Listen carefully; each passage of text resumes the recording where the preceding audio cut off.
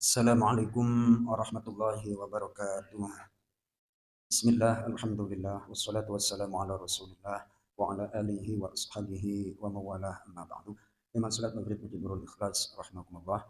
Kultum malam ini saya ingin menyampaikan ayat dari surah Asy-Syu'ara ayat yang ke-87 sampai 89.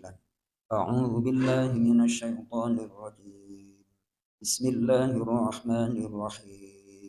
ولا تخزني يوم يبعثون يوم لا ينفع مال ولا بنون إلا من أتى الله بقلب سليم. Sadaqallahul azim. Allahumma arhamna bil Quran. Ayat ini adalah merupakan rangkaian dari doa Nabi Ibrahim alaihissalam yang artinya, ya Rob, jangan engkau hinakan aku pada hari di mana manusia dibangkitkan, hari di mana harta dan anak-anak tidak bermanfaat, kecuali orang yang datang kepada Allah dengan membawa hati yang selamat, hati yang bersih, hati yang jauh dari penyakit-penyakit hati.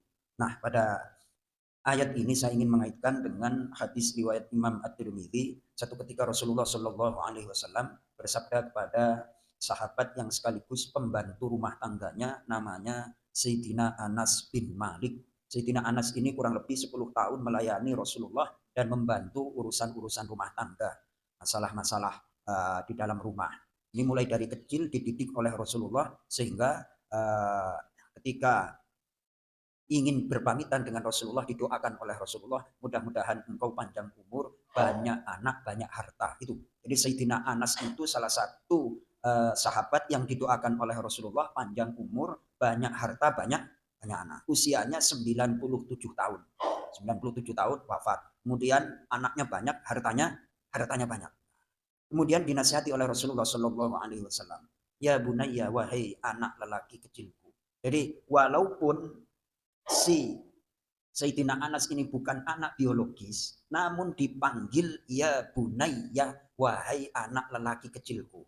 Nah, ini sebagai tepisan kepada, mohon maaf, sebagian ustadz yang mengatakan bahwa viral Rasulullah Shallallahu Alaihi Wasallam orang tuanya itu di neraka katanya, yaitu grupnya Ustadz Khalid Basalamah itu yang mengatakan orang tua Nabi di neraka. Itu inna abi wa abaka finnar, sungguh bapakku dan bapakmu itu di neraka. Nah, istilah dalam bahasa Arab, orang tua itu abun. Kalau orang tua kandung, wali walidayya. Itu bisa dibedakan dari segi kebahasaan yang sederhana saja, itu sudah bisa membantah. Termasuk analoginya ini, Sayyidina Anas itu bukan anak biologis tapi dipanggil ya bunayya, wahai anak lelaki kecilku. In qadarta an tusbiha wa tumsiya wa ma walaysa fi qalbika ghisyun li ahadin faf'al. Wahai anak lelaki kecilku, apabila engkau mampu di pagi hari dan sore hari, sementara di hatimu tidak ada rasa jengkel, dongkol, dendam sama siapapun, maka lakukan. Fa inna dzalika min sunnati. Sungguh hal tersebut, enggak menyimpan dendam sama seseorang, itu dari sunnahku. Jadi sunnah itu tidak terbatas pakai gamis, terus pakai celana di atas mata kaki, memanjangkan jenggot, tidak hanya itu. Jadi tidak dongkol terhadap seseorang itu sunnah dari baginda Nabi Shallallahu Alaihi Wasallam. Kemudian dilanjutkan, waman ahabba sunnati, dan siapa yang mencintai sunnahku, kana ma'i fil jannah, maka dia akan bersama aku di surga. Ya Allah, tuh. Jadi ternyata modal untuk masuk surga, menghadap kepada Allah itu qalbin salim, hatinya selamat. Jangan ngedongkol sama orang. Manusia ya biasa, kita punya banyak kesalahan, orang lain punya kesalahan, ya sudahlah, maafin lah kalau masih dalam tahap wajar. Kira-kira anak di yang ramit hanya di masjid Nurul Ikhlas apa di masjid mana aja, Mas Toto?